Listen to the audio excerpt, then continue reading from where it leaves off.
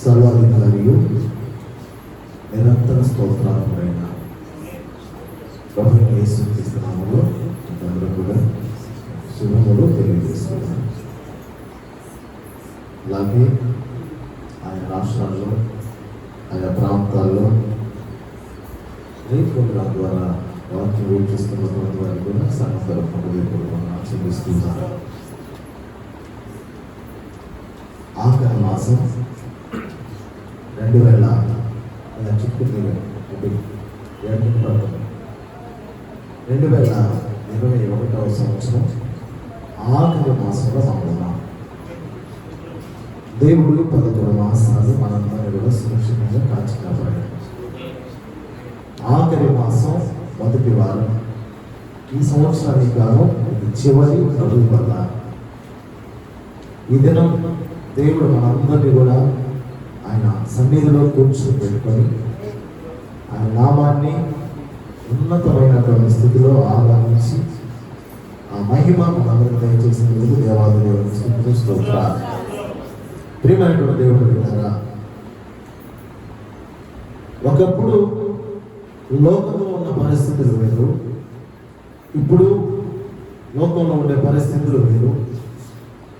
ప్రస్తుతం లోకంలో జరుగుతున్నటువంటి కార్యాలు కూడా వేరే ఉన్నాయి.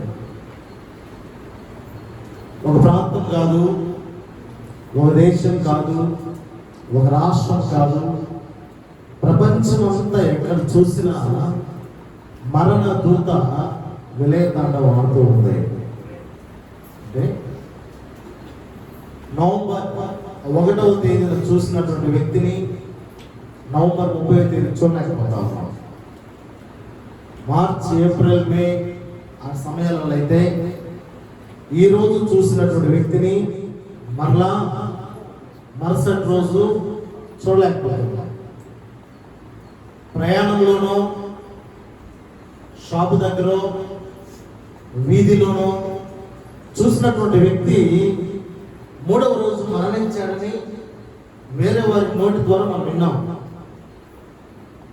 అయితే అలాంటి సందర్భాలు మీ వీధిలో జరిగి ఉండొచ్చు, మీరుండే ఊరిలో జరిగి ఉండొచ్చు, లేదు మీ బంధువుల కుటుంబాలలో జరిగి ఉండొచ్చు, మీరున్నటువంటి ప్రదేశంలో జరిగి ఉండొచ్చు. కానీ ఈరోజు చూసినటువంటి వ్యక్తి మరలా వారానికి ఈ భూమి మీద లేకుండా వెళ్ళిపోయాడు. మనతో మాట్లాడిన వ్యక్తి, మనం చూసిన వ్యక్తి. అలాంటి కఠినమైనటువంటి రోజుల్లో మనం జీవిస్తూ ఉన్నప్పుడు ఇంతమంది మరణించగా నిన్ను మాత్రం దేవుడు ఆయుష్ను గురించి ఎందుకు ఇలాగే వచ్చి ఉన్నాడు? కరోనా వచ్చింది, మొదటి వేవ్ అయిపోయింది. కరోనా వచ్చింది, సెకండ్ వేవ్ కూడా అయిపోయింది. సెకండ్ వేవ్ అయిపోయిన తర్వాత మనమందరం కూడా అమ్మాయ ఏదో ఊపిరి పీల్చుకున్నాం. మా ఇంటి దాకా రాలేదు, నా దాకా రాలేదు, ఇంకా కరోనా అనేది ఇంకా లేదు. ఎందుకంటే వ్యాక్సిన్ వచ్చేసింది, ఫస్ట్ డోస్ సెకండ్ డోస్ కూడా ఏం చేసుకున్నాం. కాబట్టి ఏదో బతికి బయటపడ్డామని మూతి మీద ఉన్నటువంటి మాస్క్ గడ్డ మీదకి వచ్చింది. ఇప్పుడున్న మాస్క్ ఏమైపోయింది, గడ్డ మీదకి వచ్చేసింది. ఎందుకని అంటే ఊపిరి మనం పీల్చుకున్నాం, ఏదో బతికి బయటపడ్డామనేటటువంటి నమ్మకం వచ్చేసింది. వెంటనే మనమందరం సంతోషంగా మాస్క్ లేకుండా అంగటకు పోగలిగే స్థితికి వచ్చేసరికి ఒమైక్రాన్ అనేటటువంటి వైరస్ ఇప్పుడు వచ్చేసింది.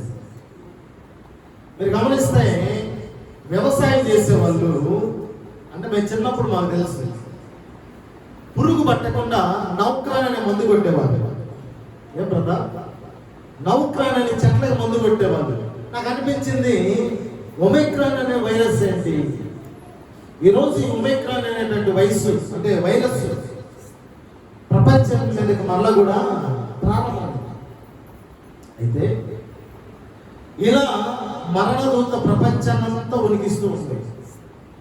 ఒక సెకనుకు ప్రస్తుత రోజుల్లో ఒక సెకను కింద చనిపోతా ఉన్నారు. ఒక నిమిషానికి 120 మంది చనిపోతూ ఉన్నారు. ఒక గంటకు 7,200 మంది చనిపోతూ ఉన్నారు. ఒక రోజుకు 1,72,800 మంది చనిపోతూ ఉన్నారు. ఒక రోజుకి 24 గంటల్లో 1,72,800 మంది చనిపోతున్నటువంటి ఈ రోజుల్లో నిన్ను మాత్రం దేవుడు ఆయుష్ పెంచి సజీవుడిగా ఉంచి ఉన్నారు. హల్లెలూయా. ఎందుకని? దేవుడు ఆయన దృష్టిని మీద నిలిపి నిన్నెంతలో ప్రేమించి ఈ మరణ బంధకాలలో నుండి దేవుడు నేను తప్పిస్తూ వస్తూ ఉన్నా. అంటే ఒక్క క్షణం గడిస్తే మనిషి ఏమైపోతాడో అన్నటువంటి భయానకమైన రోజుల్లో మనం బ్రతుకుతూ ఉన్నా కూడా ఆ భయం అనేది నీ కుటుంబంలోకో, నీ బిడ్డలకో, నీ భార్యకో, నీ భర్తకో, నీ జీవితంలోకి రాకుండా దేవుడు ఏం చేస్తా ఉన్నాడంటే ప్రస్తుత రోజుల్లో కాపాడుకుంటూ వస్తూ ఉన్నాడు. నిన్నటి దినం ఒక వీడియో చూస్తే హైదరాబాద్ నుంచి జడ్చర్ల అనేటటువంటి ప్రాంతంలో ఇద్దరు స్నేహితులు బైక్ మీద వెళుతూ ఉన్నారు. వెనుక కూర్చున్నటువంటి వ్యక్తి దాదాపు 38 నుంచి 40-42 వయసులో ఉన్నటువంటి యవన ప్రాయంలో ఉన్నటువంటి వ్యక్తి బైక్ వెళుతూ ఉంది. ఆ వెనక వ్యక్తి అలాగే గుండె పట్టుకుని వాలిపోతూ ఉన్నాడు. ముందు తోలే వ్యక్తికి అది తోలుకుంటూ వెళుతూ ఉన్నాడు. వెనక గుండె పట్టుకున్న వ్యక్తి అలాగే బండిలో వాలిపోయి అలాగే కింద పడిపోయాడు. కింద పడిపోయిన వ్యక్తి కింద పడిపోయాడు. ఆ సీసీ కెమెరా ఫుటేజ్ చూస్తే ముందు వ్యక్తి బండి తోలుతూ ఉన్నాడు, వెనక వ్యక్తి కూలిపోయాడు. ఏంటి బండి వాలిందని ఆ వ్యక్తి బండి ఓనర్ అంటే పక్కన పెట్టేసి వస్తే ఈ వ్యక్తిలో ప్రాణం అనేది లేనే లేదు. అంటే అలాంటి మృతుల జాబితాలో అలా పోతా ఉంటే ప్రాణం విడిసేటటువంటి దినాల్లో ఉన్నటువంటి ఈ దినాల్లో మనల్ని మాత్రం దేవుడు ఎందుకు బ్రతికిస్తూ ఉన్నాడు? ఎందుకు ఆయన బ్రతికిస్తూ ఉన్నాడయ్యా? ఎందుకు ఆయన యొక్క ప్రేమను మన మీద చూపించి ఆయుష్ను పెంచుతూ ఉన్నాడయ్యా అంటే నీకోసం నువ్వు బ్రతకడానికా? ఒకసారి ఆలోచించాలి మనమంతా. దేవుడు నాకు ఆయుష్ను ఎందుకు పెంచుతూ ఉన్నాడు? నా కోసం నేను బ్రతకడానికా? కాదు. నీ భార్య కోసం నువ్వు బ్రతకడానికా? కాదు. నీ భర్త కోసం నువ్వు బ్రతకడానికా? కాదు. నీ బిడ్డల కోసం నువ్వు బ్రతకడానికా ఆయుష్ను పెంచుకున్నాడు? కాదు. నీ మనవళ్ళు మనవరాళ్ళ కోసం నువ్వు ఉండాలని నీ ఆయుష్ను దేవుడు పెంచలేదు. దేవుడు నేను ఎంతగానో ప్రేమించి నిన్ను ఎందుకయ్యా బ్రతికిస్తూ ఉన్నాడు అంటే కేవలం ఆయన కోసం నిన్ను బ్రతికిస్తూ ఉన్నాడు. ఆమేన్. హల్లెలూయా. ఎందుకు ఆయన నీకు ఆయుష్ను పెంచి నిన్ను బ్రతికిస్తూ ఉన్నాడంటే తన పనులు చేయడం కొరకు దేవుడు నీకు ఆయుష్ నుంచి దేవుడు నిన్ను బ్రతికిస్తూ ఉన్నాడు. మనం గమనిస్తే 1709 సంవత్సరం ఫిబ్రవరి నెల 9వ తారీఖున ఇంగ్లాండ్ దేశంలో ఒక రాత్రి ఒక ఇంటికి నిప్పట్టుకుంది. ఆ నిప్పట్టుకున్నటువంటి ఆ ఇంటిలో దాదాపు పిల్లలే సుమారుగా 19 మంది ఉన్నారు. ఎంతమంది పిల్లలు? ఆవిడకి ఆయన పుట్టిన పిల్లలు అంతా ఎంతమంది? 19 మంది పిల్లలు. చిన్న కుటుంబం, చింతలేని కుటుంబం అంటాం. ఏమంట? చిన్న కుటుంబం, చింతలేని కుటుంబం. కానీ 1709 సంవత్సరంలో అది చిన్న కుటుంబం. ఎంతమంది పిల్లలు? 19 మంది పిల్లలు. 19 మంది పిల్లల్లో 10 పిల్లలు పండుకొని గాఢ నిద్రలోకి వెళ్ళిపోయారు. గాఢ నిద్రలో భార్య భర్త 19 మంది పిల్లలు అందరూ కూడా ఆ ఇంటిలో ఇంగ్లాండ్ దేశంలో నిద్రపోతా ఉన్నారు. నిద్రపోతా ఉంటే ఆ ఇంటికి నిప్పట్టుకుంది. ఆ ఇంటికి నిప్పట్టుకుంది. ఆ సెగదగేసరికి తల్లిదండ్రులు లేశారు. ఆ 19 మంది పిల్లల్లో పెద్దవాడు, రెండోవాడు, మూడోవాడు కొంచెం వయసు వచ్చింది కాబట్టి వాళ్ళందరూ కూడా సెగదగిలి బయటకు వచ్చారు. తదుపరి కొంతమంది పిల్లలు, ఒక 7-8 మంది పిల్లలు చిన్న వయసు కాబట్టి వాళ్ళు ఏం చేయాల్సి వచ్చిందంటే ఆ భయంలో వెళ్ళలేక తీసుకొచ్చి బయటకు తీసుకురావాల్సి వచ్చింది. అందరూ తీసుకొచ్చారు కానీ 15వ కుమారుడు లోపల ఉన్నాడు. తన తండ్రి లెక్కేస్తా ఉన్నాడు. 1, 2, 3, 4, 5, 6 అని. అంటే అందరు పిల్లలు ఉన్నారా అని. అందరూ ఉన్నారు కానీ 15వ వాడు మాత్రం లేదు. వాళ్ళ తల్లి చావు బతుకుల మధ్యలో అంటే ఏదో అంటే తన ప్రాణం పోయినట్టుగా పిచ్చిగా ఏడ్చినట్టుగా ఏడుస్తాం. దేనికోసం? 15వ బిడ్డ కొరకు. అయ్యో నా బిడ్డ లోపల కాలిపోతా ఉన్నా. ఆ తల్లి ఘోషం ఆ తల్లి చూడలేక ఎగిరి ఆ మంటల్లో దూకి ఆ బిడ్డ కోసం వెళ్ళినప్పుడు ఆ బిడ్డ ఒక రాతి చాటున కేకలేస్తూ ఉన్నాడు. ఆ బిడ్డను అమాంతంగా అంటే నల్లగా అయిపోయినాడు బిడ్డ. అమాంతంగా తీసుకుని తండ్రి బయటకు వచ్చాడు. ఒక్కసారిగా కప్పు కూలిపోయింది ఇల్లంతా కూడా. ఆ ఇల్లంతా కూడా ఒక్కసారిగా కప్పు కూలిపోయేసరికి ఆ తల్లి అంటుంది, ప్రభువా ఒక్క సెకండ్, ఒక్క క్షణం ఆలస్యమై ఉంటే నా బిడ్డ లోపల పోయిపోయాడు, చనిపోయేవాడు, అసలు కనపడేవాడు కాదు. ఆ ఇంట్లో కనీసం వంట పాత్రలు కూడా మిగలకుండా కాలిపోయాయి. వంట పాత్రల స్పూన్ కూడా మిగలకుండా కాలిపోయినటువంటి ఇంటిలో నా బిడ్డ చిక్కుకుని ఉన్నాడు. ఆ ఇంటిలో నుంచి ఒక్క క్షణంలో బయటకు వచ్చిందాక ఒక్క క్షణంలో ఏమైపోయింది, ఇల్లంతా కూడా కూలిపోయింది. ఆ ఒక్క క్షణంలో నా బిడ్డను బ్రతికించావు అంటే ఈ బిడ్డ ఎడల నీకేదో ప్రణాళిక ఉంది.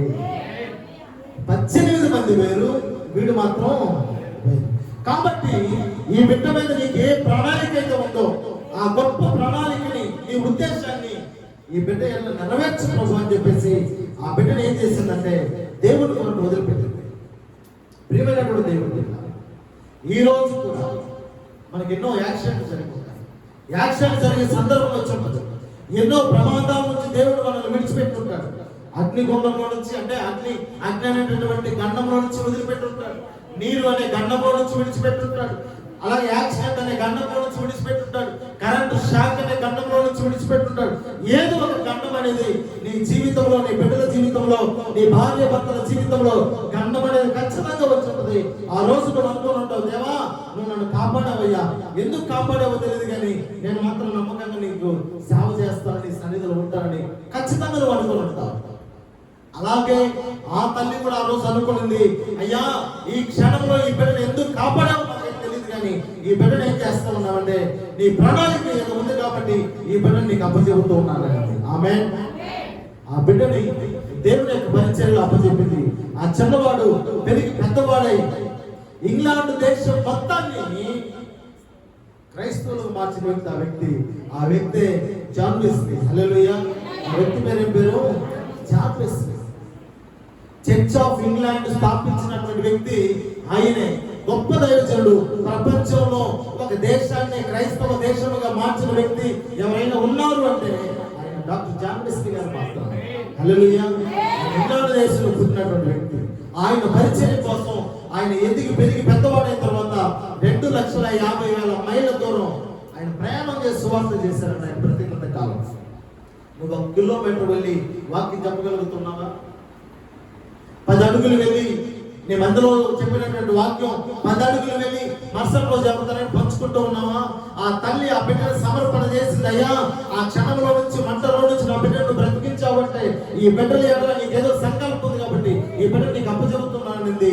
ఆ బిడ్డ పెరిగి పెద్దవాడై 2,50,000 మైళ్ళ దూరం, అంటే 4,02,336 కిలోమీటర్లు ప్రయాణం చేసి దేవుని వాక్యాన్ని ప్రచురించి ఈ రోజు ఇంగ్లాండ్ దేశాన్ని, అయ్యా నువ్వు నన్ను బ్రతికించాగడితో ఈ దేశాన్ని క్రైస్తవ దేశముగా నీకు ఇస్తున్నాను ప్రభు అని బహుమానంగా దేవుడికి ఆ దేశాన్ని ఇచ్చాడు. హల్లెలూయా.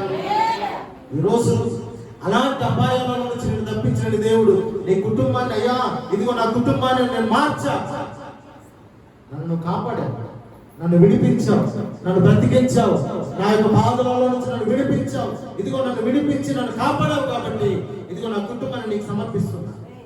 లేదు నేను ఉన్నటువంటి స్ట్రీట్ ఏ వీధి అయితే ఉందో ఈ వీధిలో దేవుని బిడ్డలుగా మార్చి బిడ్డలు నీకు అప్పచెబుతూ ఉన్నా అని మనం ఎవరైనా సాక్ష్యం కలిగి ఉన్నామా?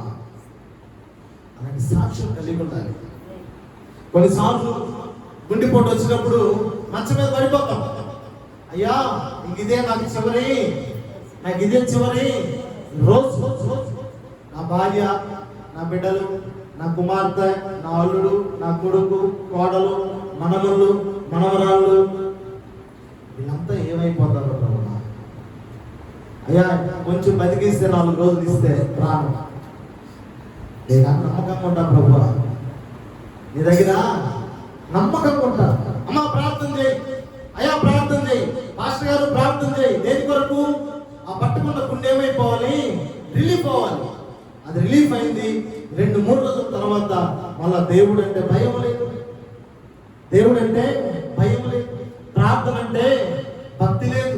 అంటే ఎలా ఉంటుందంటే దేవుడు ఎవరో నా సాయి శక్తిలో నాకు శక్తి కొలది నేను బ్రతుకుతూ ఉన్నాననే స్థితికి వెళ్ళిపోతాను. కానీ ఒకటి మాత్రం గుర్తుపెట్టుకోండి, దేవుడు ఎందుకో మనకు ఆయుష్ను ఇస్తూ ఉన్నాడు. హల్లెలూయా. గుండె పట్టుకున్న ఆయుష్ను ఇచ్చాడు, యాక్సిడెంట్ అయిన ఆయుష్ను ఇచ్చాడు, తగలబడ్డ ఆయుష్ను ఇచ్చాడు, కుక్కర్లు పగిలిపోయిన ఆయుష్ను ఇచ్చాడు, గ్యాస్ పగిలిపోయిన మనకి ఆయుష్ను ఇచ్చాడు. ఆయుష్ను ఇచ్చాడు. మన బోతుల బట్టి బట్టలు కొట్టినా మనకేం చేశాడు?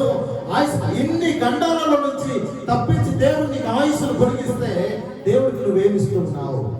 హల్లెలూయా, హల్లెలూయా. అందుకని అయ్యా నేను ఏమి ఇవ్వకపోయినా నేను బ్రతుకుతూ ఉన్నాను అంటే నువ్వు బ్రతికినంత మాత్రం నువ్వు భక్తిపరుడు కానే కాదు. చచ్చిపోయిన వారంతా భక్తిహీనులు కాదు.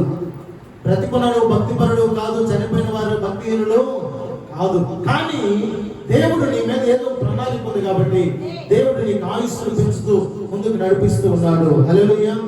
ఎందుకు దేవుడు నిన్ను బ్రతికిస్తూ ఉన్నాడయ్యా అంటే రోమీయులకు రాసిన పత్రిక 2వ అధ్యాయం 4-5 వచనాలు మనం గమనిస్తే, రోమీయులకు రాసిన పత్రిక 2వ అధ్యాయం 4-5 వచనాలు, దేవుని అనుగ్రహము మారు మనసు పొందుటకు నిన్ను ప్రేరేపించుచున్నదని ఎరుగక ఆయన అనుగ్రహ ఐశ్వర్యమును సహనమును దీర్ఘశాంతమును తృణీకరించుదువా? నీ కాఠిన్యమును మార్పు పొందిన నీ హృదయమును అనుసరించి ఉగ్రత దినమందు అనగా దేవుని న్యాయమైన తీర్పు బయలుపరచబడు దినమందు నీకు నీవే ఉగ్రతను సమకూర్చుకొనుచున్నావు. ఆమేన్. ఈ మాటను ఇంటికెళ్ళి మళ్ళా మీరు చదువుకోండి. అదంటాడో దేవుని అనుగ్రహం మారు మనసు పొందుటకు నిన్ను ప్రేరేపించుతూ ఉన్నది. అంటే ఇకనైనా నీ బ్రతుకు మార్చుకో, ఇకనైనా నీ జీవితాన్ని మార్చుకో. ప్రతి క్రైస్తవుడు అండర్లైన్ చేసుకోవాల్సిన మాట, హెడ్లైన్ లో ఉండాల్సిన మాట ఏంటంటే దేవుని అనుగ్రహం ఏంటంటే మారు మనసు పొందుటకు నిన్ను ప్రేరేపించున్నది. కృప అంటది. ఎందుకు కృపగల దేవుడు నీకు ఇంకా ఆయన కృపను ఇస్తూ ఉన్నాడంటే నువ్వేమైనా మారు మనసు పొందుతావేమో, నీ బ్రతుకును మార్చుకుంటావేమో. తాగి పడిపోయినప్పుడు మాత్రం నోట్లో నాలుగు పెరకపోతున్నప్పుడు మాత్రం దేవాయన నేను తాగను, నేను రేపు ఆదివారం నీ మందిరానికి వస్తా అంటే మార్చుకున్నట్టే ఉంటాడు. మళ్ళా ఆదివారం ఉదయాన్నే మాత్రం అది ఉంటాడు. కానీ ఈ రోజు ప్రభు మాట్లాడుతున్న మాట ఏంటంటే ఆయన అనుగ్రహం ఎందుకయ్యా అంటే నీ జీవితాన్ని మార్చుకోవడానికి కొంచెమైనా మారు మనసు పొందుకుంటావేమో అని. అందుకే ఒక పాట రాశారు, అనుగ్రహం ఆయుష్ కాలము నీ వరమే. ఈరోజు మనం ఆయుష్ కాలం జీవితంలో ఉన్నామంటే ఆయుష్ పెంచి ఉన్నాడు దేవుడు అంటే అది కేవలం ఆయన యొక్క వరమయ్యింది. ఈరోజు ప్రభు వారు జనవరిలో మారుతామని చూశాడు, ఫిబ్రవరిలో మారుతామని చూశాడు, మార్చిలో మారుతామని చూశాడు, ఏప్రిల్లో మారుతామని చూశాడు, జూన్లో, అలాగే May, June, July, August, September, October, November 11 నెలలు సమయించాడు. 11 × 30 330 రోజులు నీ జీవితాలను మార్చుకుంటావేమోనని దేవుడు 11 మాసాలు నీకు ఆయుష్ను ఇచ్చాడు. ప్రపంచం అంతా కూడా మరణ దూత విలయ తాండవం మారుతూ ఉన్నా, భక్తిపరుడు భక్తిహీనుడు అందరూ చనిపోతూ ఉన్నా, తాగుబోతూ తిరిగిపోతూ తిండిపోతూ అందరూ చనిపోతూ ఉన్నా, ఈ రోజు నీకు ఆయుష్ను ఇచ్చాడంటే 11 మాసాల్లో 330 రోజుల్లో ఏదో ఒక రోజులో మారుతావనే ఆయన నమ్మకంతో నిరీక్షణతో ఆయన నీకు ఆయుష్ను ఇచ్చాడు. అందుకంటాడు మనం కూడా అంటాం, ప్రభా నేను నిరీక్షణతో ఎదురు చూస్తున్నాను. ఈరోజు దేవుడు కూడా అదే నిరీక్షణ కలిగి నువ్వు మారుతావేమో. ఎందుకు నీ ప్రాణాన్ని తీసేస్తున్నంత మాత్రాన నీ బిడ్డలు, నీ భార్య, నీ యొక్క కుటుంబ పరిస్థితి అఘోరమైపోతేమో, నీ జీవితంలో కొద్దిగా మార్పు వస్తుందేమోనని 330 రోజులు దేవుడు నీకు సమయాన్ని ఇచ్చాడు. ఆ 330 రోజులు నీవు బ్రతికామంటే ప్రతి దినము దేవుని యొక్క అనుగ్రహం తప్ప మరి యొక్క అనుగ్రహం ఏమీ లేదు. ఆయుష్ అనుగ్రహించడం మాత్రమే కాకుండా ఈ 330 రోజులు తినడానికి తిండిచ్చాడు, కట్టుకోవడానికి పట్టించాడు, తిరగడానికి శక్తిని ఇచ్చాడు. ఈ రోజు అన్నిటిని కూడా ఆయన అనుగ్రహం ద్వారా తప్ప మరి దేని వల్ల మనకు రాలేదు. దేనిని బట్టి ఈ అనుగ్రహం అంటే నీకున్న భక్తిని బట్టో, లేదంటే నువ్వు చేసే ప్రార్థన బట్టో, నువ్వు పాటను బట్టో, నువ్వు చేసే ఆరాధన బట్టో కాదు. కానీ కొన్నిసార్లు నువ్వు భక్తిహీనతగా బ్రతుకుతూ ఉన్నా కూడా ఏదో ఒక రోజు నీ భక్తిని మార్చుకుంటామని దేవుడు నీకు ఆయుష్ను ఇస్తున్నాడు, దేవుడు ఆయన అనుగ్రహం ఇస్తున్నాడు. అదే ఆయన అనుగ్రహము. ఆమేన్. ఈ భక్తిహీనులని తెలుసానికి, నువ్వు భక్తిహీనులని తెలుసానికి నువ్వు ఇక్కడ ప్రార్థన చేస్తావు, అక్కడ పోయి పాటలు పాడతావని కూడా తెలుసు. అయినా భక్తిహీనుని కాపాడినట్లుగానే భక్తిపరుని కాపాడినట్లుగానే భక్తిహీనతలో ఉన్న నిన్ను కూడా ఎందుకు కాపాడుతున్నాడు అయ్యా అంటే నీ జీవితం మార్చుకుంటావేమోనని ఎక్కడో ఒక చిన్న నిరీక్షణతో ఆయన ఎదురు చూస్తూ ఉన్నాడు. హల్లెలూయా. ఈరోజు దేవుడు నీకు ఆరోగ్య విషయంలో తన చేతిని వెనుక తీసుకోలేదే. నీకు గుండె నొప్పి వచ్చింది, కాళ్ళు వెనక్కిపోయాయి, చెవు నొప్పి వచ్చింది, కళ్ళు తిరిగి పడిపోయావు. ఈ రోజు అలాగే నీకు రకరకాలైన వ్యాధులు వచ్చాయి, రకరకాలైన బాధలు వచ్చాయి. ఈ రోజు మరణ పడకలో అక్కడ చనిపోవాల్సిన నిన్ను ఆయన చేయినిచ్చి, ఆయన చేతిని వెనక్కి తీసుకోకుండా ఆయన చేతిని సహాయంగా ఇచ్చి ఆయన నీకు ఆయుష్ను పెంచాడు. ఈ రోజు నీకున్న అప్పుల ఊపిలో నువ్వు కూరుకుపోతూ ఉన్నా, సమస్యలు సుడిగుండంలో నువ్వు కూరికిపోతూ ఉన్నా, నీలో భక్తి హీనత ఉన్నా కూడా ఆయన చేయి వెనక్కి తీసుకోకుండా ఆయన చేతిని చేసేసాడే నిన్ను కాపాడకుండా ఆయుష్ పొడిగించుకుంటూ వస్తున్నాడు. ఎందుకో తెలుసా? నీ బలము చూసో, నీ గొప్పతనం చూసో, నీ ఐశ్వర్యం చూసో కాదు, ఏదో ఒక క్షణంలోనైనా నీలో మారు మనసు వచ్చి నీ జీవితాన్ని మార్చుకుంటావనే నమ్మకంతో హల్లెలూయా ఇంతటి మేలు నా ద్వారా పొందుకొని ఎక్కడైనా మారుతాడేమో, నేను ఇంత మేలు అనుగ్రహిస్తున్నాను కదా, ఎక్కడైనా మారుతాడేమోనని చక్కటి ఉద్యోగం ఇచ్చాడు, చక్కటి భార్యని ఇచ్చాడు, చక్కటి పిల్లలను ఇచ్చాడు, చక్కటి ఇంటిని ఇచ్చాడు, ఇల్లు కట్టుకునే కృపనిచ్చాడు, సమస్తం బండి కొనుక్కునే కృపనిచ్చాడు. ఈ రోజు నడిచిపోతున్న వాడికి సైకిల్ ఇచ్చాడు, సైకిల్ ఉన్న వాడికి బైక్ ఇచ్చాడు, బైక్ ఉన్న వాడికి కారు ఇచ్చాడు. ఈ రోజు అన్ని ఇచ్చినటువంటి దేవుడు ఎందుకు నీ ఆయుష్ను పెంచుతున్నాడు అంటే, నేను ఇన్ని ఇచ్చాను కదా, కనీసం ఒక్క రోజైనా జ్ఞాపకం వచ్చి తన జీవితాన్ని మార్చుకుంటాడేమోనని, ఎక్కడైనా మారుతామోనని, ఎక్కడైనా నీ బ్రతుకుని దిద్దుకుంటామేమోనని, ఇక మీదైనా న్యాయముగా, నీతిగా, భయము కలిగి, భక్తి కలిగి దేవుని సన్నిధిలో దేవుని విశ్వాసిగా బ్రతుకుతామని దేవుడు నీకు ఆయుష్ను ఇస్తున్నాడు తప్ప నీ గొప్పతనం చూసో, నీ బంధు బలం చూసో, నీకున్న ఐశ్వర్యం చూసో, నీకున్న డబ్బు చూసో దేవుడు నీ ఆయుష్ను పెంచడంలే. నీ ఆయుష్ అంటే నీకున్నటువంటి గర్వంతుని నువ్వు జీవిస్తూ ఉన్నా, నీలో భక్తిహీనత ఉన్నా కూడా దేవుడు కేవలం నీ హృదయం ఏదో ఒక రోజు మారుతుంది అనే ఒక నమ్మకంతో దేవుడు ఏం చేస్తున్నాడంటే నీకోసం ఎదురు చూస్తూ ఉన్నాడు. హల్లెలూయా హల్లెలూయా హల్లెలూయా. 330 రోజులు గడిచిపోయినా నేను ఇంకా కూడా ఇలాగే బ్రతుకుతా, నేను ఇంకా త్రాగుబోతుకునే బ్రతుకుతా, నేను ఇంకా తిరిగిపోతుకునే బ్రతుకుతా, ఇంకా నేను సెల్ ఫోన్ లో చూడరాని వీడియోలు చూస్తూనే బ్రతుకుతానంటే నీది మనిషి గుండె కాదు, నీది పశువు గుండె కాదు, నీది ఏం గుండె అసలు లెక్కలో పెట్టుకోవాల్సిన అవసరమే లేదు. నిజంగా నీది మానవ హృదయం అయితే, నిజంగా దేవుడు సృజించిన నరుడిలో నువ్వు నరుడిగా ఉంటే ఈ వాక్యం తర్వాత నీ జీవితంలో మార్పు రావాలి, నీ బ్రతుకుని దిద్దుకోవాలి అనే ఆలోచన రావాలి. అవునయ్యా, నాకు పలానా అనారోగ్యం వచ్చింది, ఇదే నా చివరి రోజు అనుకున్నాను, కానీ నాకు ఆయుష్ ఇచ్చి నా కుటుంబంతో ఉండగలిగేటట్టు కృపను దయచేస్తామంటే కేవలం అది నీ అనుగ్రహమే తప్ప మరొకటి లేదు ప్రభువా. ఆమేన్. అవునా కాదా? అవును. ఈరోజు పోతా చనిపోతూ ఉన్నారు, నడుస్తూ చనిపోతూ ఉన్నారు, ప్రయాణం చేస్తూ చనిపోతూ ఉన్నారు, యాక్సిడెంట్ చేసి చనిపోతున్నారు, కరోనా వచ్చి చనిపోతున్నారు.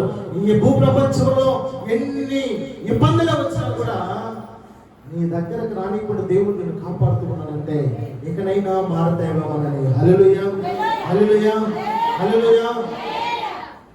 ఈరోజు చాలా మంది అనుకుంటారు నేను భక్తిగా ఉన్నాను కాబట్టి దేవుడు నా కుటుంబానికి ఏమీ చాలా నువ్వు భక్తి హీనతగా ఉన్నా కూడా దేవుడు నేను ఎందుకు కాపాడుతున్నాడంటే నువ్వు మారుతాన్ని కాపాడుతూ ఉన్నావు. ఈరోజు నీ భక్తి హీనతను బట్టి దేవుడు తీర్పు తీర్చాలనుకుంటే ఒక రోజుకు 100 సార్లు చనిపోవాలి. ఎన్నిసార్లు చనిపోవాలి ఒక రోజుకి? ఒక రోజుకు 100 సార్లు. ఉదయం లేచింది అబద్ధం, ఉదయం లేచిందే పాపం, ఉదయం లేచిందే దుష్టాలోచనలు, ఉదయం లేచిన నుంచి ఏదేదో ఆలోచనలు. అంటే ప్రతి సెకండ్కి ఇద్దరు చనిపోయినట్టుగా మనం 2 సార్లు చనిపోవాలి ప్రతి సెకండ్కి. అంటే ఒక గంటకి ఒక రోజుకి ఎన్నిసార్లు ఎంతమంది చనిపోతున్నారో అన్నిసార్లు మనం చనిపోవాలి. అలాంటి భక్తిహీనత మనలో ఉన్నా కూడా దేవుడు మనల్ని కాపాడుతూ వస్తున్నాడు. దేవుడు కాపాడుతూ వస్తున్నాడు అనే దానికి అర్థం ఏంటంటే అననీయ సిపోరా ఉన్నాయి, సప్పీరా, అననీయ సప్పీరా దేవుడి దగ్గర అబద్ధం ఆడారు. వెంటనే నువ్వు ఎప్పుడు అబద్ధం ఆడలేదా?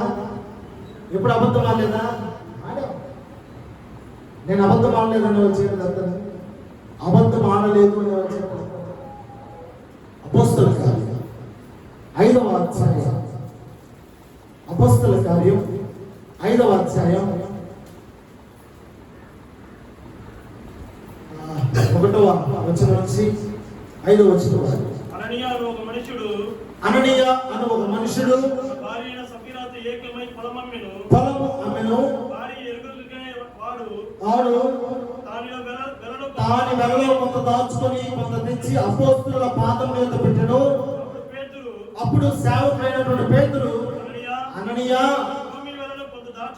పరిశుద్ధాత్మను మోసపుచ్చుటకు సాతాను ఎందుకు నీ హృదయం ప్రేరేపించను అని సేవకుడు ప్రశ్నించగా, అది నీ యొద్దనున్నప్పుడు నీదే కదా, అమ్మిన పిల్లలు అది నీ వశమై ఉండలేదా, ఎందుకు ఈ సంగతి నీ హృదయంలో ఉద్దేశించుకున్నావు, నీవు మనుషులతో కాదు దేవుడితోనే అబద్ధమాడితమని వాడితో చెప్పెను అని అననీయ ఈ మాటలు వినుచునే పడి ప్రాణము విడిన వారికి అందరికి మిగులు భయము కలిగెను. ఇప్పుడు మాట అడుగుతాం, వీళ్ళ బాప్తిసం తీసుకున్న వారు ఎంతమంది చేతులు ఎత్తండి. బాప్తిసం తీసుకున్న తర్వాత క్రమము తప్పకుండా ఏ అబద్ధం ఆడుకునే మందిరానికి వస్తున్నాడనే చేతులు ఎత్తండి. క్రమము తప్పకుండా అయ్యా యేసు ప్రభు నా దేవుడని నమ్మి మనమందరం చేతులు ఎత్తాం. నా ప్రభు కొరికే నేను జీవిస్తానని మన చేతులు ఎత్తాం. ఈరోజు అబద్ధం ఆడిన వారు ఎవరో చేతులు ఎత్తంటే యేసు ప్రభు వారు కదా, మీలో పాపము చేయని వారు ఎవరో ఆమె మీద రాయి విసరమన్నాడు. ఇశ్రాయేలు ఎవరైనా? ఇప్పుడు అబద్ధం ఆడిన వారు ఎవరో, దేవుని మందిరానికి ఆదివారం క్రమం తప్పకుండా వచ్చేవారు ఎవరో చేతులు ఎత్తండి అంటే ఎవరు మెత్తలేకపోతే ఇప్పుడు మనం అబద్ధం ఆడేవారమా? భక్తిహీనుడమా? భక్తిపరుడమా? భక్తిహీనుడమే. భక్తిహీనుడు అక్కడ ఏమైపోయారు? మరణించారు వెంటనే. కానీ అలాంటి మరణం మనకు రాకుండా దేవుడు ఆయుష్నిచ్చాడు అంటే అది ఆయన అనుగ్రహం మాత్రమే. హల్లెలూయా, హల్లెలూయా. ఒక్క అబద్ధం ఆడితేనే చనిపోయారంటే సత్యరాజు, మనం ఎన్నిసార్లు చనిపోవాలి? దేవుడు ఇప్పుడే ఈ క్షణంలోనే తీర్పు తీరిస్తే మనం తట్టుకోగలమా? అందుకే కీర్తనకారుడు ఒక మాట అంటాడు, 103వ కీర్తన 10వ చరణంలో, మన పాపములను బట్టి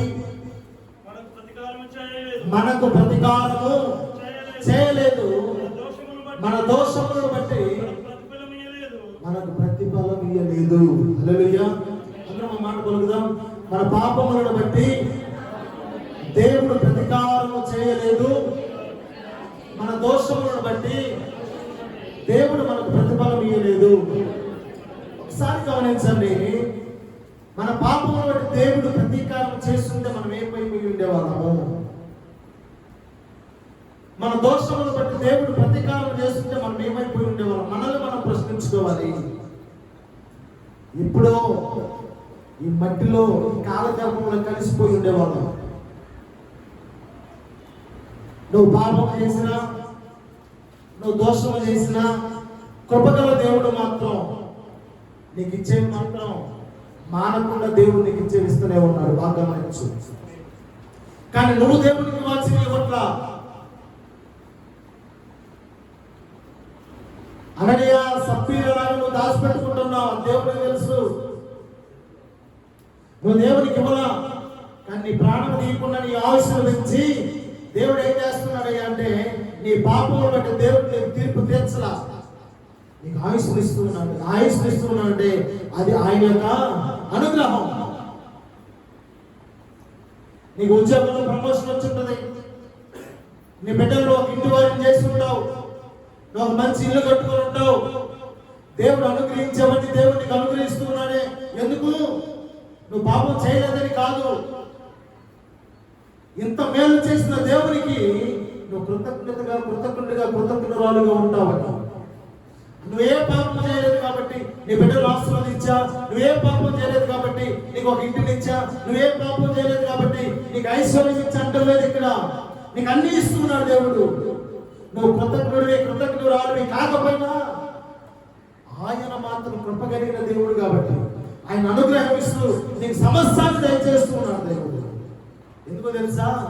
కొంచెంలోనైనా నువ్వు మారుతావేమో అని, కొంచెంలోనైనా మారుతావు. కానీ దేవుడిచ్చిన మేలుని పొందుకుంటూ పాపం ఎక్కువే చేస్తున్నావు తప్ప, దోషాలు ఎక్కువ చేస్తున్నావు తప్ప ఆయన ఆయనకు కృతజ్ఞుడుగా మాత్రం నువ్వు బ్రతకత్వం లేదు. కానీ ప్రభు యొక్క చిత్తం ఏంటంటే ఇకనైనా నీ జీవితాన్ని మార్చుకుంటామని దేవుడు ఎదురు చూస్తున్నాడు. ఇకనైనా నువ్వు మారుతావని ఆయన అనుగ్రహాన్ని దేవుడు నీకు ఇస్తూ ఉన్నాడు. సౌలు తప్పు చేశాడు, అయినా దేవుడు కనుకరించాడు. సమూయేలు ప్రవక్త ద్వారా దేవుడు మాట్లాడించాడు. సమూయేలు ప్రవక్త ద్వారా దేవుడు మాట్లాడించినా కూడా సౌలులో మార్పు అనేది రాలేదు. మార్పు రాకపోయినా రాజుగా సౌలు దేవుడు ఎంచుకున్నాడు. కానీ దేవుడు ఒక మాట అంటాడు సమూయేలుతో. మొదటి సమూయేలు పుస్తకం 17వ అధ్యాయం 35వ వచనం. మొదటి సమూయేలు పుస్తకం 17వ అధ్యాయం 35వ వచనం. అందుకు సౌలు నేను పాపము చేసితిని,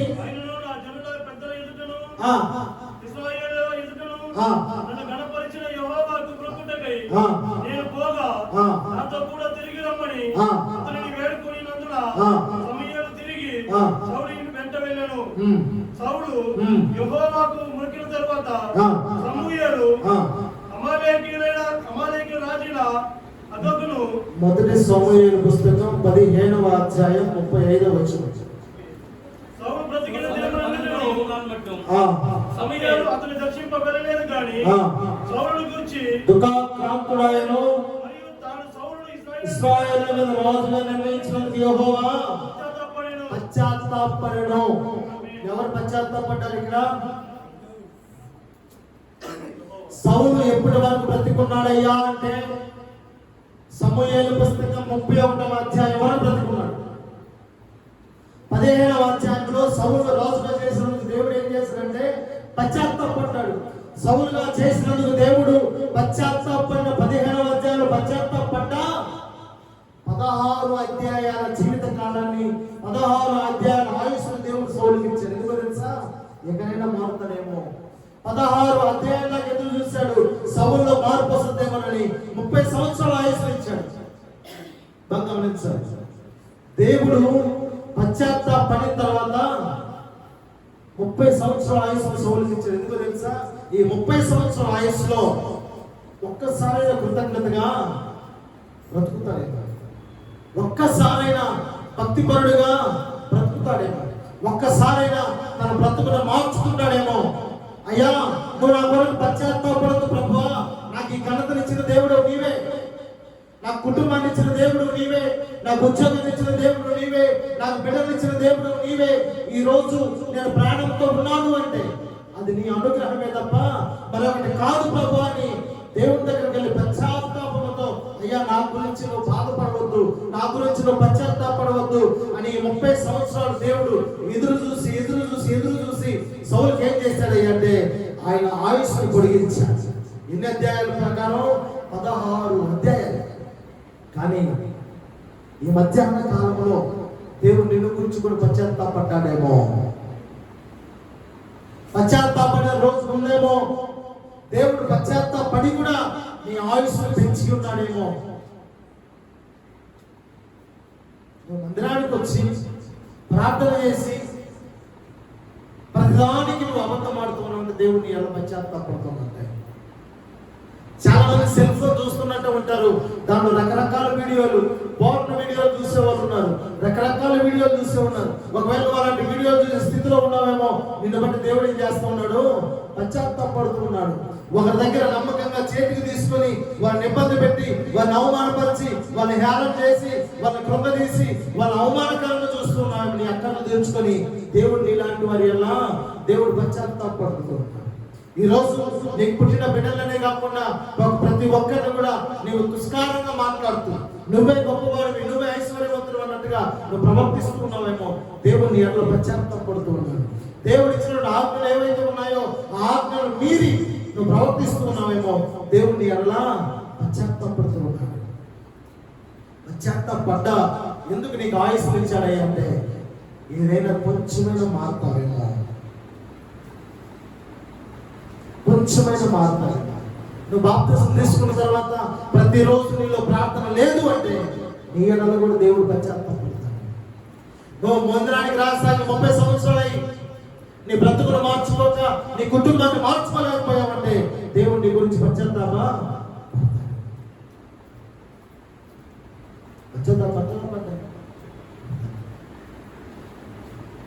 ఏవైనా ఫ్రీగా ఇస్తున్నారు ఇంట్లో ఉండే వాళ్ళందరికీ అంటే ఒకరంతా సార్ నాకు నా భార్య నాకు ఎంతమంది పిల్లలు 4 పిల్లలు 5 మంది పిల్లలు మా పెద్దోడికి రాలేదు చిన్నోడికి రాలేదు నడిపోడికి రాలేదు అంటారు అంటావా ప్రభా నా పెద్దోడు నీ మందిరానికి రావటం లే నా చిన్నోడు నీ మందిరానికి రావటం లే అయ్యా నువ్వు నడిపించుకో ఏ రోజైనా ప్రార్థన చేసి ఉంటావా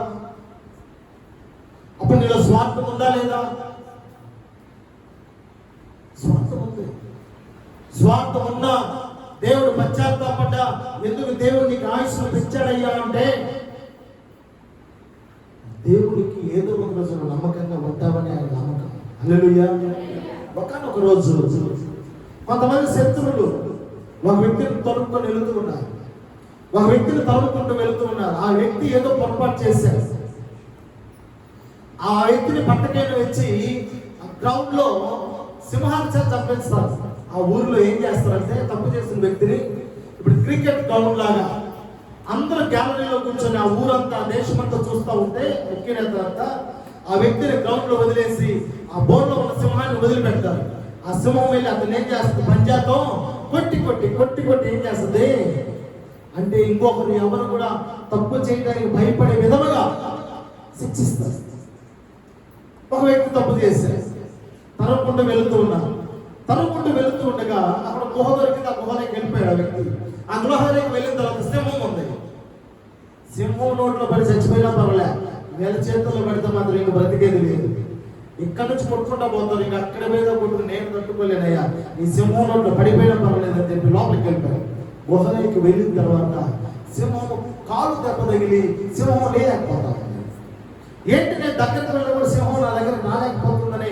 ఆలోచన చేసినప్పుడు అతను ఎట్లాంటి తెలియదు కానీ ఆ సింహం కాలు దెబ్బ తగిలి ఉండడం మాత్రం గమనించి ఆ కాలుకి చికిత్స చేశారు చికిత్స చేసిన తర్వాత ఎన్ని రోజులు గుహలో ఉంటాడు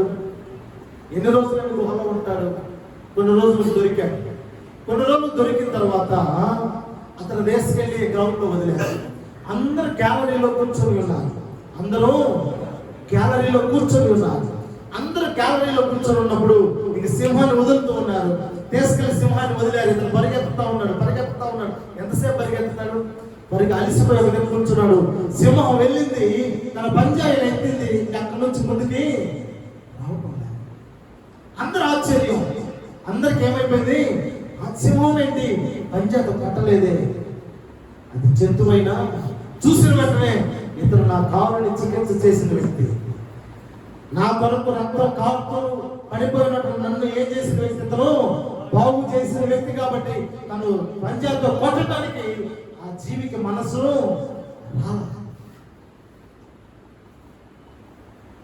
ఒక జీవికి ఉన్నటువంటి కృతజ్ఞత మనుషులుగా ఉన్న మనకుందా నా కొరకు నా యేసయ్య రక్తం సిందించాడు నా కొరకు తన ప్రాణాన్ని అర్పించాడు నా కొరకు యేసయ్య సమస్తాన్ని చేశాడని గుడ్ ఫ్రైడే పండుగ స్టార్ట్ అయిన కాడి నుంచి 40 రోజులు ఉపవాసం ప్రతిరోజు ఆరాధన మట్టల ఆదివారం గుడ్ ఫ్రైడే ఆరాధన ఈస్టర్ పండుగ అన్ని ఆచరిస్తాం 40 రోజులు ఏం చేసి ప్రార్థన చేస్తాం శిలువ ధ్యానాన్ని జ్ఞాపకం చేసుకుంటూ ప్రార్థన చేస్తాం దేనికని ఆయన నా కొరకు ఇలా మరణించాడు అవమానం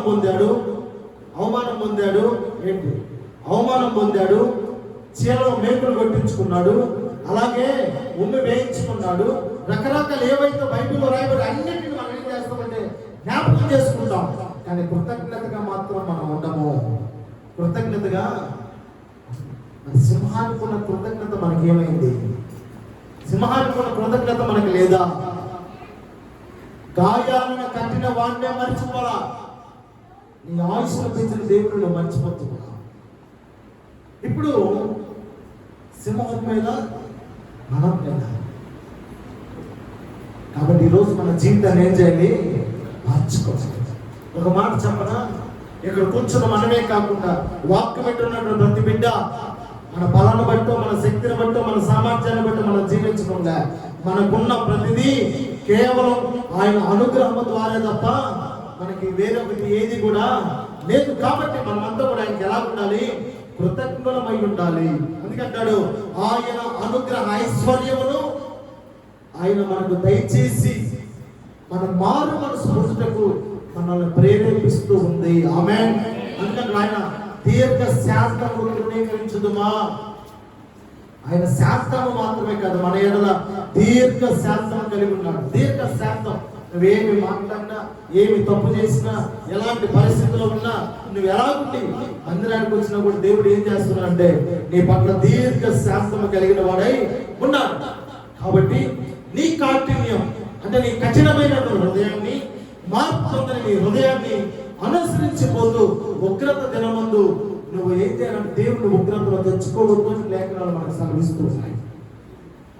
ఎంత వాక్యం చెప్పినా, ఎంతమంది సేవకుల వాక్యం చెప్పినా కఠినమైన హృదయం గలవాడిగా కాకుండా, అలాగే నీ హృదయం ఆ మార్పు పొందిన హృదయంగా కాకుండా, దేవుని ఉగ్రతను నువ్వు పొందుకునే దానిగా పొందుకునే వాడవు కాకుండా మారు మనసు పొందమని ఈరోజు దేవుడు మనకు ఆయన లేఖనం ద్వారా మనకు తెలియజేస్తున్నాడు. హల్లెలూయా.